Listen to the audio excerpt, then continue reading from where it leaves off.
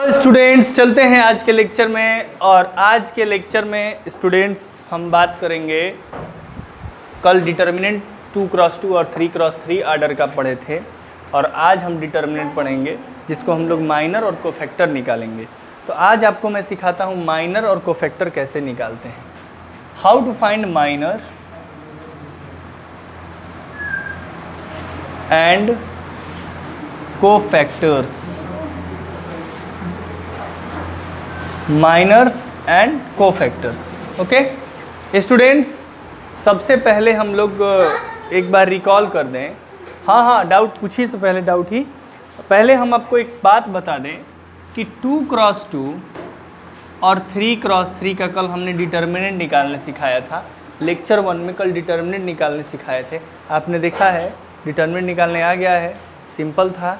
अब इनका एक डाउट ले लेते हैं ताकि एक बार रिवाइज भी हो जाएगा। कल का 5 नंबर क्वेश्चन है और इसमें कुछ नहीं है, 2x2 का डिटर्मिनेंट फाइंड करना है। बट इनको लॉग देख के डर लग रहा होगा, हम इसको सॉल्व कर देते हैं और एक बार आप लोग का रिवाइज भी हो जाएगा। तो ये है लॉग बेस में 3 8, लॉग यहाँ है 4, यहाँ है 9। कोई बात नहीं बच्चों, एक बात बता दूं मैं आपको कि ये 2x2 का डिटर्मिनेंट है, हम लोग को फाइंड करना है। ये बताओ 2x2 का डिटर्मिनेंट कैसे फाइंड किया जाता है? ठीक है, इसको इससे, ये तो ऐसे, इसको ऐसे मल्टीप्लाई करेंगे, means log base 3 5 1 2 into log base 4 9 minus, ये नीचे से ऊपर जाएंगे, लॉग बेस 3 8 इंटू लॉग 4 यहाँ 3। ओके, एक प्रॉपर्टी आप लोग को याद होगा, base change formula. Base change formula क्या होता है कि अगर लॉग यहाँ a है यहाँ b है तो हम इसको लिखते हैं लॉग बेस में e b अपन लॉग बेस में e a, ऐसा लिखते हैं ना? नहीं पता? सब कुछ बताए हैं। अब एक बात बताओ, ये बेस चेंज फार्मूला लगाएंगे तो लॉग 3 यहाँ पे हो जाएगा लॉग 5 1 2 अपन लॉग 3, बेस चेंज फार्मूला लगा दिए, इनटू लॉग यहाँ हो जाएगा 9 अपन लॉग यहाँ हो जाएगा 4। ठीक है, उसी तरीके से माइनस लॉग यहाँ हो जाएगा 8, लॉग यहाँ हो जाएगा 3 इंटू लॉग यहाँ हो जाएगा 3 अपन लॉग यहाँ हो जाएगा 4। इतना काम करने आएगा, बेस चेंज फार्मूला लगा के बेस चेंज करने आएगा। ये बताओ 5 1 2 2 टू दी पावर 9 होता है ना? 2 टू दी पावर 9 को 5 1 2 बोलते हैं। 2 टू दी पावर 2 होता है 4, 3 होता है 8, 2 टू दी पावर 4 होगा 16, 2 टू दी पावर 5 होगा 32, 2 टू दी पावर 6 होगा 64, 2 टू दी पावर 7 होगा 128, 2 टू दी पावर 8 होगा 256 एंड 2 टू दी पावर 9 होगा 512। तो अगर मैं इसको 512 को लिखूँ 2 टू दी पावर 9, और लॉग में एक और फार्मूला होता है log m to the power n होता है n log m। तो अगर ये 2 टू दी पावर 9 लिखूंगा तो 9 आगे आ जाएगा, 9 log 2 हो जाएगा। बोलो 512 को अगर मैं लिखूं 2 टू दी पावर 9 तो ये क्या होगा? 9 आगे आ जाएगा ना? तो 9 log 2 अपन log 3 को log 3 रहने दो, इनटू ये 9 है ना, 9 को 3 का स्क्वायर लिख सकते हैं, 9 को लिख सकते हैं 3 का स्क्वायर, और ये 2 आगे आ जाएगा तो 2 log 3 अपन log 4 को लिख सकते हैं log 2 का स्क्वायर, और 2 का स्क्वायर मतलब 2 log 2, ये 4 है, ये 2 का स्क्वायर है, 2 आगे आ जाएगा। बोलो इतना बात समझ में आया? समझ में आया तो देखो 2 से 2 कैंसिल हुआ, log 2 से log 2 कैंसिल हुआ, log 3 से log 3 कैंसिल हुआ, यहाँ पे बचा क्या? 9। सिंपल। यहाँ आ जाओ, माइनस log 3 8 को लिख सकते हैं 2 का क्यूब, और ये आगे आके हो जाएगा 3 log 2 अपन log 3 रहने दो, इंटू log 3 यहाँ रहने दो। log 4 को लिख सकते हैं log 2, और यहाँ 2 log 4 होता है 2 का स्क्वायर, 2 आगे आ जाएगा। 4 को लिख सकते हैं 2 का स्क्वायर, ये पावर वाला आगे आ जाएगा। अब यहाँ से 3 से 3 गया, 4 से 4 गया, 3/2 बच गया। और 9 माइनस 3/2 क्या, 9 2 जा 18, 18 minus 3 15/2, it is done. Okay, तो इस तरीके से डिटर्मिनेंट सॉल्व करना, इसमें दम नहीं था, इसमें दम था लॉगरिथम की प्रॉपर्टी लगाना। ठीक है, समझ में आया? तो ये था 2x2 का लॉगरिथम, और वैसे हम लोग 3x3 का भी लॉगरिथम कल का सीख लिए हैं। आज हम सिखाएंगे माइनर कैसे निकालते हैं और कोफैक्टर कैसे निकालते हैं और लिखते कैसे हैं। ठीक है, समझो। माइनर का मतलब होता है, अगर ये कोई डिटर्मिनेंट, हमेशा माइनर और कोफैक्टर डिटर्मिनेंट का निकलेगा, और ये भी बात है कि स्क्वायर मैट्रिक्स का ही डिटर्मिनेंट निकलता है। हाँ, स्क्वायर मैट्रिक्स का तो डिटर्मिनेंट निकलता है। तो ये बताओ, अगर यहाँ 1 5 6 और 9 लिखा हुआ है, ये ए कोई डिटर्मिनेंट है, तो तुम लोग को ये पता है ना कि इसकी क्या, ये तो A11 है ना, बोलो इस, ये क्या है, ये क्या है, A21 है, A221, ठीक है, ये क्या है, A22 है। अब एक बात बताओ, अगर ये A11 है तो M11 क्या होगा, M11 क्या होगा, बोलो। M11 कैसे निकालेंगे माइनर, तो देखो माइनर कैसे निकालेंगे, M11 का मतलब माइनर, मैं माइनर निकालने सिखा रहा हूँ।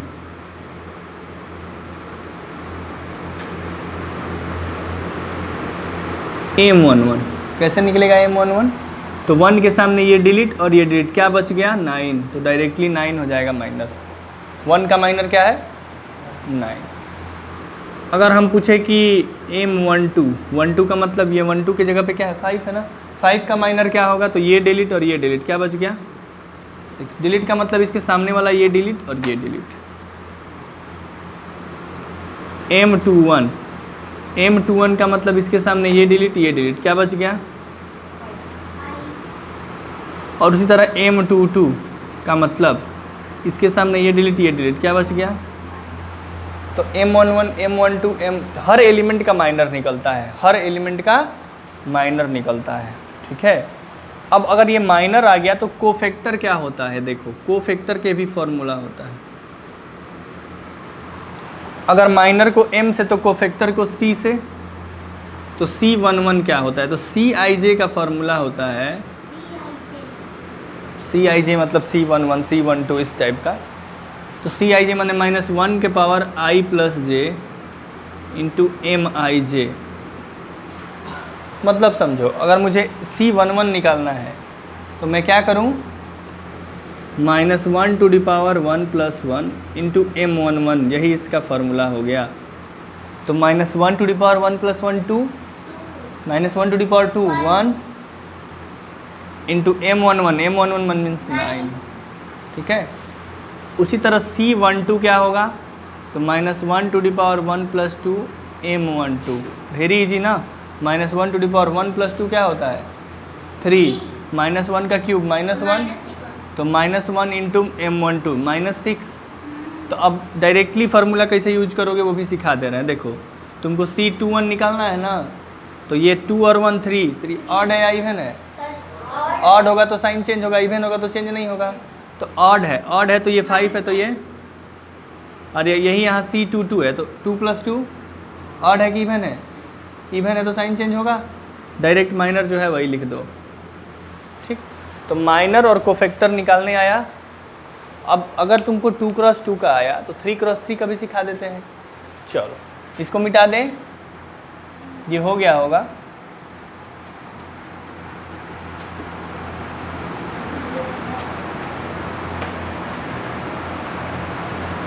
अच्छा, अगर हमसे कहे माइनर कोफैक्टर निकालने के लिए और 3x3 का मैट्रिक्स, ठीक, मान लो तुमको दे दे 1 2 4 3 2 1 4 5 3, ऐसा दे दिया। हमसे बोला माइनर भी चाहिए और कोफैक्टर भी चाहिए। क्या बोल रहा है, तो M11 अगर हमें निकालना हुआ तो M11 का मतलब हुआ कि तुम फर्स्ट एलिमेंट ये है, इसके सामने ये डिलीट और ये डिलीट, तो क्या बच गया 2 1 5 3 ना, 2 1 यही ना, अब इसका माइनर निकालेंगे तो 3 2 जा 6 माइनस 1 बाई 5 जब 5 6 माइनस 5 1 बस सिंपल। हाँ सॉल्व कर देंगे, जो बच गया उसको सॉल्व करेंगे। यहाँ कुछ नहीं बच रहा था, डायरेक्ट 9 आ रहा था तो लिख दे रहे थे। नहीं, तुम्हारे सिलेबस में class 12 IIT JEE mains advance तक 3x3 ही है, ठीक है। M11 M12 12 का मतलब यहाँ आ जाएंगे, यहाँ के सामने ये डिलीट और ये डिलीट, क्या बचेगा 3 1 4 3, तो 3 3 या 9 माइनस 4। M13 कैसे निकालेंगे, यहाँ 4 है ना, ये M13 है, इसके सामने ये डिलीट, क्या बच गया 3 2 4 5 15 माइनस 8 M13 हो गया। अब 2 1 से शुरू करते हैं, 2 1 क्या हो जाएगा 2 4 5 3,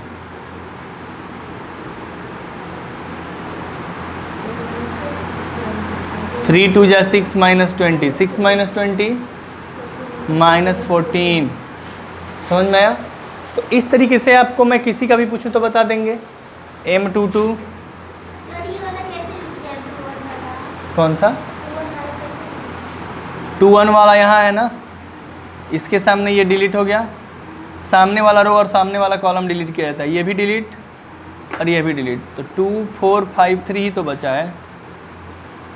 फिर से करके दिखा देते हैं, 2 2 वाला कर देते हैं। चलो 2 2 वाला कैसे करेंगे, 2 यहाँ है ना, तो इसके सामने वाला ये है रो कॉलम, इसके रो ये है, तो बचा क्या ये और ये डिलीट, 1 4 4 3 क्या है 1 4, तो 1 3 जा 3 माइनस 16 क्या हो जाएगा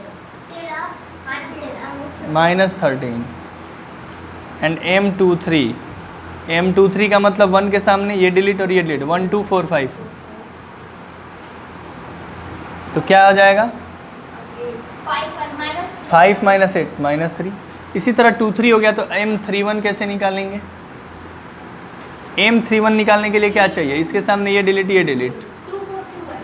2 4 2 1, तो हम सॉल्व करेंगे तो 2 माइनस 8, M32 क्या हो जाएगा, इसके सामने ये डिलीट 1 4 3 1 माइनस 12 माइनस 11, और इसी तरीके से M33 क्या हो जाएगा, ये डिलीट 1 2 3 2,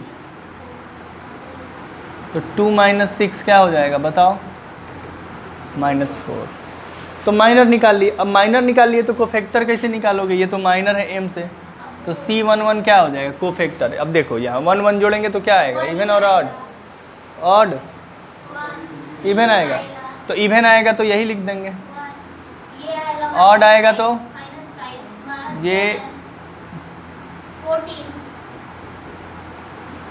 2 1 14 हो जाएगा, साइन चेंज हो जाएगा क्योंकि 2 प्लस 2 2 2 3 यहाँ C31 C32 C33। तो इस तरीके से माइनर और कोफैक्टर निकालने सीख लिया आप लोग। ये होता है माइनर और कोफैक्टर 2x2 का और 3x3 का। अच्छा, कभी भी माइनर हो, कोफैक्टर हो, डिटर्मिनेंट हो, ये सब आपको स्क्वायर मैट्रिक्स का ही पूछेगा। तो स्क्वायर मैट्रिक्स का माइनर और कोफैक्टर निकालने आ गया, पक्का बात। अब चलेंगे कुछ प्रॉपर्टी है डिटर्मिनेंट का, देखेंगे। प्रॉपर्टी से क्वेश्चन इजी हो जाता है और आपको जो MCQs वगैरह होगा उसमें बहुत ज़्यादा फ़ायदा मिलने वाला है प्रॉपर्टी से, ठीक है। Direct without solving determinant property हटा दिया है, लेकिन हटाने से नहीं मतलब है। हम प्रॉपर्टी पढ़ाने में 7 दिन लगता है, 7-8 दिन तो प्रॉपर्टी ले ही लेगा। हम स्कूल में जाएं तब, फाउंडेशन में पढ़ाए तब, कोचिंग में पढ़ाए तब, ऑनलाइन पढ़ाए तब, मिनिमम हम 7 दिन 6 दिन प्रॉपर्टी पे क्वेश्चन और कराते हैं। क्यों? क्योंकि प्रॉपर्टी से तरह तरह के VIP क्वेश्चन बनते हैं, और जहाँ प्रॉपर्टी होता है सिलेबस में वो क्वेश्चन को टफ बनाता है। लेकिन अगर MCQs में आएगा तो आप प्रॉपर्टी ला के क्वेश्चन को इजीली सॉल्व कर, जैसे डिटर्मिनेंट ऐसे खोल के सॉल्व करें तो ज़्यादा टाइम लगेगा। लेकिन अगर प्रॉपर्टी हमें याद हो तो बिना देखे बिना सॉल्व किए धड़ाक से आंसर लिखेंगे, ठीक है। तो इसलिए प्रॉपर्टी, तो इसलिए मैं ज़्यादा उतना 7 दिन नहीं दूंगा क्योंकि सीबीएसई बोर्ड में वो डिलीटेड है, आईएससी में है, आईएससी बोर्ड में है, सीबीएसई में डिलीटेड है। ओके, तो कोई बात नहीं, मैं ऐसा कुछ कर रहा हूँ कि तुम्हारा भी डिलीटेड होने के बावजूद जो इम्पोर्टेंट है कॉम्पिटिटिव में तुम पीछे ना रहो। ठीक है, तो चलो, क्योंकि CUET बैठकर तुम्हें आईएससी के साथ ही देना है, वो भी देंगे CUET, वही कॉलेज में तुम्हारे रेस में रहेंगे, उनको भी अच्छा कॉलेज चाहिए, तुमको भी अच्छा कॉलेज चाहिए, तो भाई उस होड़ में तुम पीछे ना रह जाओ, इसलिए मैं जो डिलीटेड है उसको भी लेके पढ़ा देता हूँ। तो उसी लिए हम थोड़ा सा प्रॉपर्टी को रिवाइज, माइनर को फैक्टर निकालने आ गया। अब आप घर जाएंगे तो क्या करेंगे, आज माइनर और को फैक्टर अपने से डिटरमिनेंट लेके 1-2 निकाल के सीखेंगे। ठीक है बाबू,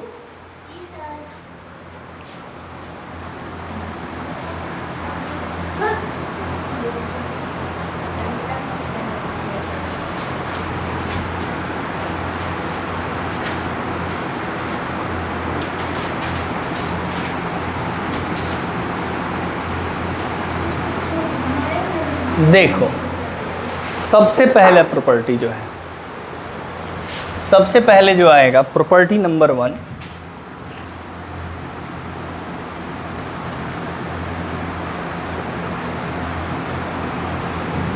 अगर डिटर्मिनेंट को हम रो की जगह कॉलम, कॉलम की जगह रो लिख दें, मतलब कहने का मतलब कि हम डिटर्मिनेंट की वैल्यू में चेंज नहीं आता है। जैसे हम कहना चाहते हैं कि अगर यहाँ कोई the value of determinant not change when we interchange the row and not interchange, no, when we change row with column.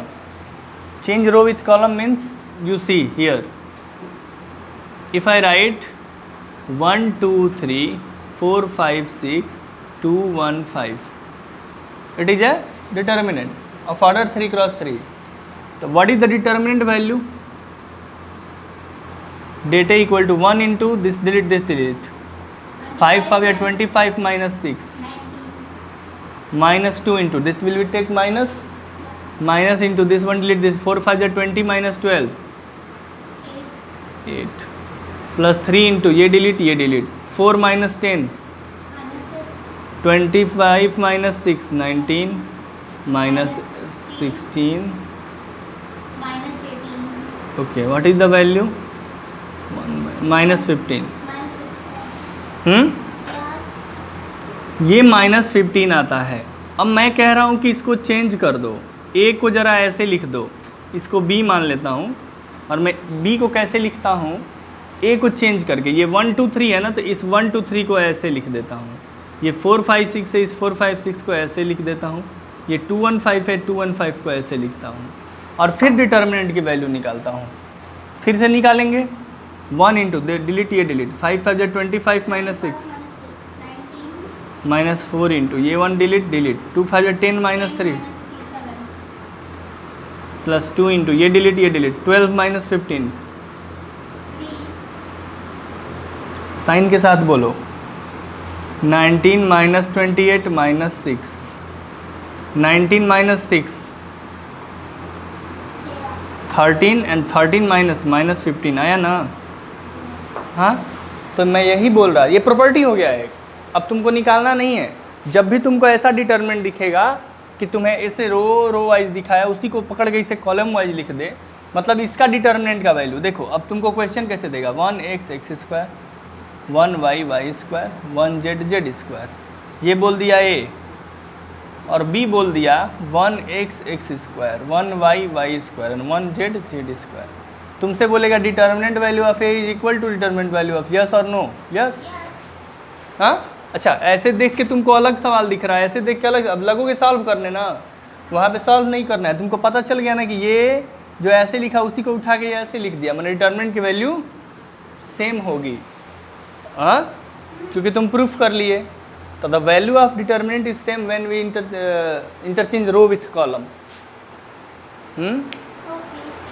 ठीक है, तो ये पहली प्रॉपर्टी थी, तो पहली प्रॉपर्टी को हम फर्स्ट लिख दिए। ठीक है, चलो, पहली प्रॉपर्टी क्या होगी कि when we interchange the row with column, R से रो, सी से column, R interchange with column, and determinant value of determinant not change, value of determinant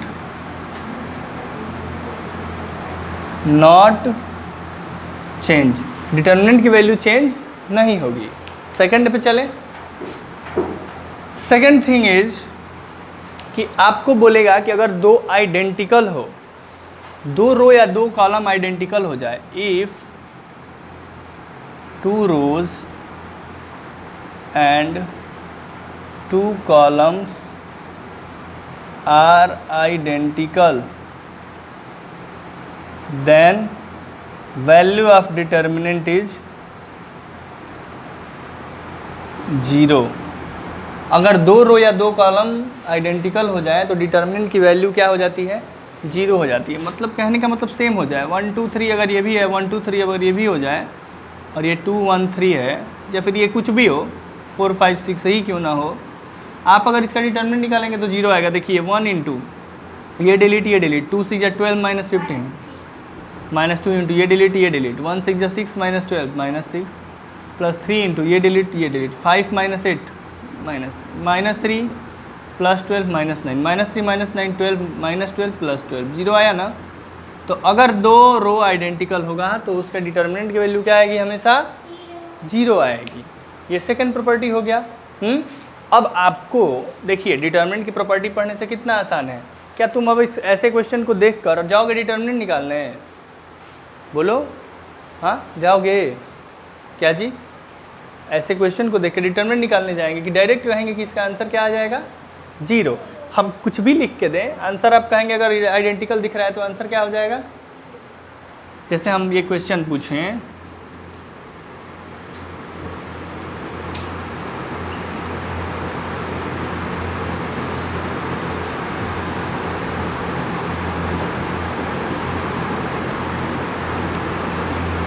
अब इसका आंसर पूछें,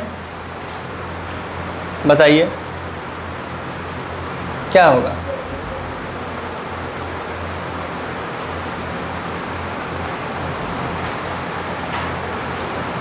सर 0 होगा। कैसे? क्योंकि दो कॉलम, कॉलम बराबर है। ये कॉलम और ये कॉलम देखो 10 20 50 और 10 20 50 दोनों है ना। आंसर क्या हो जाएगा? तो अब अगर नहीं पता रहता तो कर नहीं जाते ना, टाइम एक्सपेंड करते, और टाइम एक्सपेंड करते तो तुम्हें कैलकुलेशन में गलती होता है। इधर उधर क्या करने का मतलब है? डायरेक्ट देखो, अगर दो तुमको सेम दिख रहा है तो आंसर वो कहीं भी किसी भी, वो चाहे रो चाहे कॉलम, अगर दो रो या दो कॉलम आइडेंटिकल दिख रहा है तो आंसर क्या हो जाएगा? 0। ठीक है, आगे बढ़ें। थर्ड वन, अगर रो को दूसरे रो से इंटरचेंज करेंगे, जैसे मान लो कि हम डिटर्मिनेंट निकाल रहे हैं इसका, यहाँ इसी क्वेश्चन को पकड़ लेते हैं। ये ए क्या था? 1 2 3 4 5 6 एंड 2 1 5 था। तो इसकी डिटर्मिनेंट की वैल्यू क्या आई थी? -15 ना, -15 आया था। मैं कह रहा हूँ कि अगर इसके कॉलम को या फिर रो को या फिर कॉलम को, ठीक है, या रो या कॉलम, अगर मैं a इक्वल टू ऐसे लिख दूँ, ये 4 5 6 यहाँ है, इसको उठा के पहले और इसको उठा के बाद में, और 2 1 5 यहाँ रहने दो। अब कहूँ कि इसकी डिटर्मिनेंट की वैल्यू क्या होगी? मैंने क्या किया है? मैंने फर्स्ट रो की जगह सेकंड और सेकंड रो की जगह फर्स्ट रो लिख दिया है। तो अब डिटर्मिनेंट की वैल्यू क्या आएगी? देखो 4 इंटू ये डिलीट और ये delete, 5 to 10 minus 3 7 minus 5 into ये delete 5 minus 6 minus 1 plus 6 into ये डिलीट 1 माइनस 4 माइनस 3, तो 28 प्लस 5 और माइनस 18, तो ये 28 माइनस 18 10 और 5 15 ना, हाँ आया ना। तो ये था 15 और ये माइनस 15 था, ये क्या आया? उसका निगेटिव आया ना। तो जब भी आप किसी रो को आपस में इंटरचेंज करेंगे, दो रो को या दो कॉलम को आपस में इंटरचेंज करेंगे, तो आंसर क्या आएगा? आंसर क्या आएगा जी? निगेटिव ऑफ डिटर्मिनेंट है। मतलब अगर आप दो रो या दो रो को इंटरचेंज कर दिए मतलब अगर R1 को R2 से इंटरचेंज किए, यही काम हुआ रहता अगर इस C1 को C2 से इंटरचेंज किए रहते। ठीक, अगर दो रो आपस में इंटरचेंज हो या दो कॉलम आपस में इंटरचेंज हो, आंसर क्या आएगा? हमेशा बदल जाएगा। अगर इसका ऐसे कोई डिटरमिनेंट निकाल रहे हो, आंसर -15 आ रहा है, ये सब MCQs में भी क्वेश्चन पूछ सकता है, बट सिलेबस में नहीं है तो नहीं पूछेगा, वरना आपको ऐसे अच्छा डिटरमिनेंट देके तो पूछ ही सकता है। तो अगर इसका वैल्यू पता है तो इंटरचेंज करके है लिखा है तो वैल्यू क्या हो जाएगा? बस माइनस लगा देंगे। ठीक, तो if two row and column, if two rows of a determinant interchange, then value of determinant is what? Matrix लिखो, टू रोज ऑफ मैट्रिक्स, किसी मैट्रिक्स का दो रो आपस में इंटरचेंज हो रहा है, देन वैल्यू ऑफ डिटरमिनेंट क्या होगा?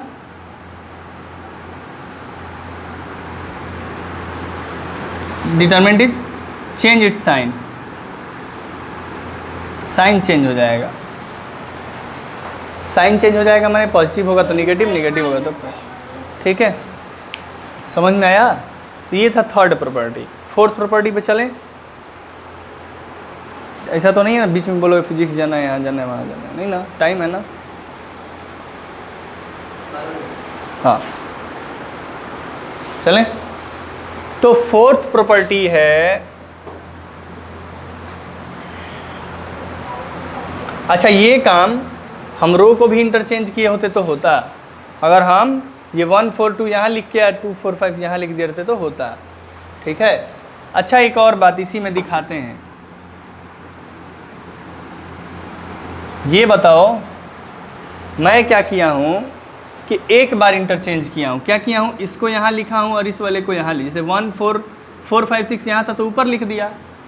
अगर एक बार और मन करे कि ये 1 2 3 को उठा के यहाँ, इसको उठा के यहाँ लिखूँ तब, तो फिर एक बार चेंज होगा ना साइन, बोलो। जैसे मान लो ये इक्वल टू मेरा मन किया कि 4 5 6 यहाँ रहने दो और 1 2 3 जो यहाँ था, अब अगेन इस वाले को यहाँ और उस वाले को वहाँ इंटरचेंज करूँ तो अगेन निगेटिव होगा।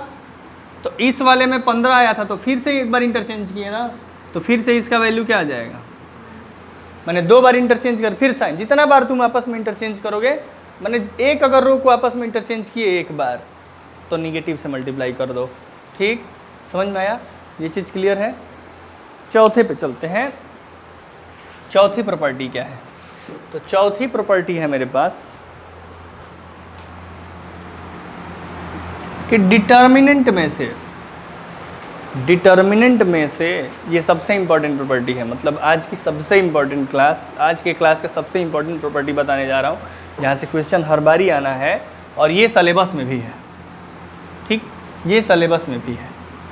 अगर मैट्रिक्स होता है, डिफरेंस बता रहा हूँ मैट्रिक्स और डिटर्मिनेंट में, कन्फ्यूजन मत करना, और यहाँ डिटर्मिनेंट लिख रहा हूँ।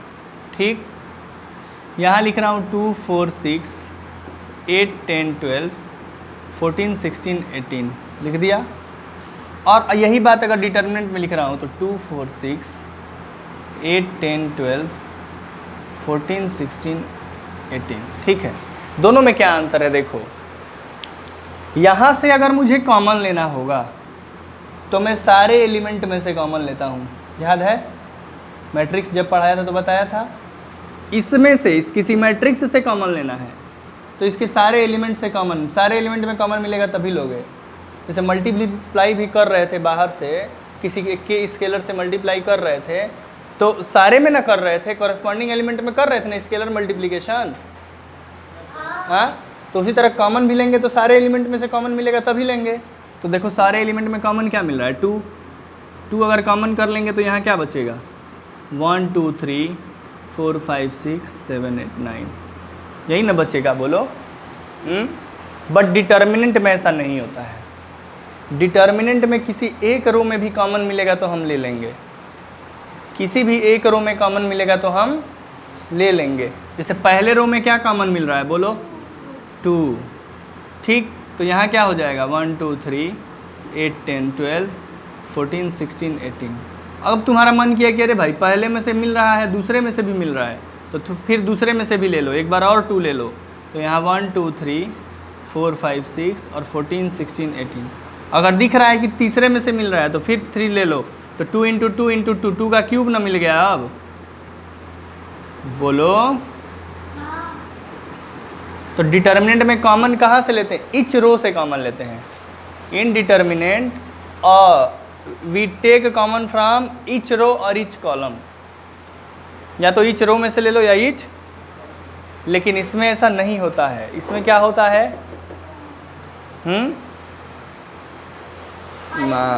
अच्छा एक बात बताओ, फिर से इसमें से कुछ कॉमन मिल सकता है? इसमें से देखो मेरे को दिख रहा है कि अरे भाई यहाँ तो 3 कॉमन है, कॉलम में दिख रहा है ना 3, तो मैं फिर से इसमें से 2 का क्यूब और 3 कॉमन लूँगा, तो ये जैसे का तैसा रहेगा। इसमें से तो कुछ लिया नहीं हूँ कॉमन, इसमें से तो 2 5 8 लिया नहीं हूँ, लेकिन यहाँ से मैं कॉमन लिया हूँ, तो यहाँ क्या 1 2 3 आएगा ना। तो डिटर्मिनेंट में हमको कितना सारा कॉमन मिल गया कि नहीं मिल गया? लेकिन रो में मुझे मैट्रिक्स में क्या मिला? ये है मैट्रिक्स, ये है डिटर्मिनेंट। तो मैट्रिक्स में हमें क्या कॉमन मिला? सारे एलिमेंट में से। अब इसमें से कॉमन लेना रहता तो हम सारे एलिमेंट में से कॉमन लेंगे।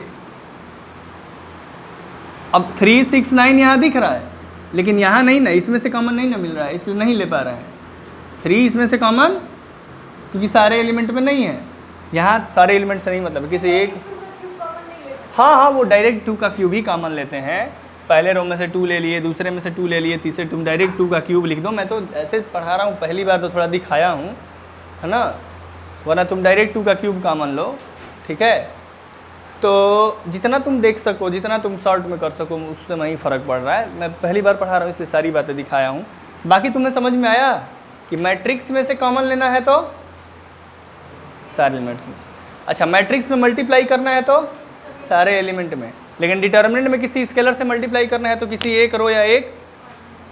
अगर तुम मल्टीप्लाई भी करना चाहते हो कि अगर हम 5 से इसमें मल्टीप्लाई कर दें, तो तुम इसमें 5 से करोगे तो सारे एलिमेंट में करोगे, लेकिन इसमें 5 से करोगे तो किसी एक रो या एक कॉलम में करोगे, ठीक है। यही अंतर होता है। तो ये सारी बात एनालिसिस करना, क्योंकि ये वाला जो प्रॉपर्टी है, इससे क्वेश्चन कैसा आया है वो मैं कल बताऊंगा कि इस प्रॉपर्टी से क्वेश्चन कैसा आता है, ठीक, कैसे टाइप का क्वेश्चन आता है, ठीक है। तो चलिए आज के लिए इतना ही, बने रहिए हमारे साथ, मिलते हैं अगले लेक्चर में, और इन सारी प्रॉपर्टी को याद रखना है, ठीक।